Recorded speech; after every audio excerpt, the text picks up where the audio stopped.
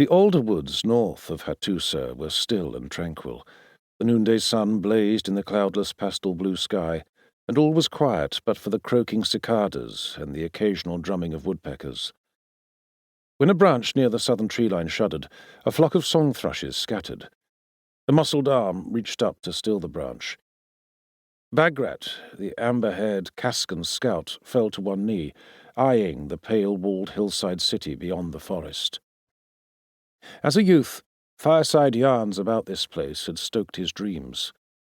Hattusa, the rocky heart of the enemy realm, where the Hittite king lived in a high palace, well appointed with precious relics and smoking pools of molten silver. Since his boyhood, he had helped topple the walls of many Hittite cities.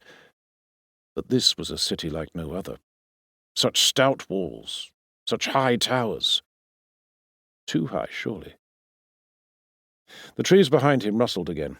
He swung round to see a stout and tall warrior with a tangled mane and beard, both rusty and dashed with grey.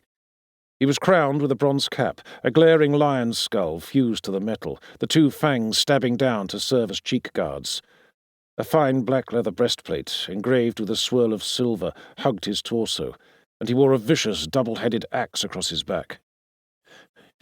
"Lord Pitaga," Bagrat quailed, "you should stay back from the open country. If the Hittite patrols see you, they—" Pitaga ignored him, turning his hunter's eyes on Hattusa.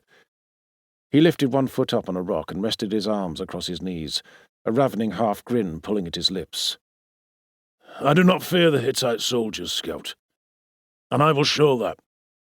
He lifted and wagged his finger once at Hattusa. "And this will be my reward." He patted Bagrat's shoulder. "Yours too.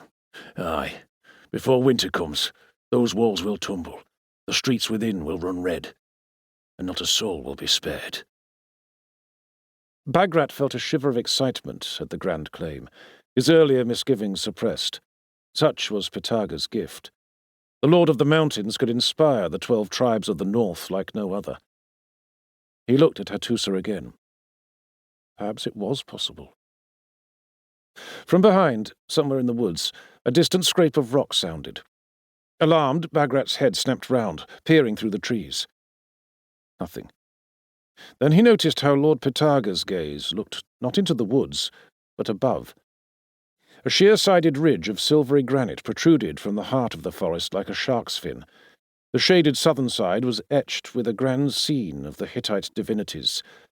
Tahunda, the storm god, wore a high, thorn-studded hat and stood upon the shoulders of the twin bulls, Ceres and Hurris.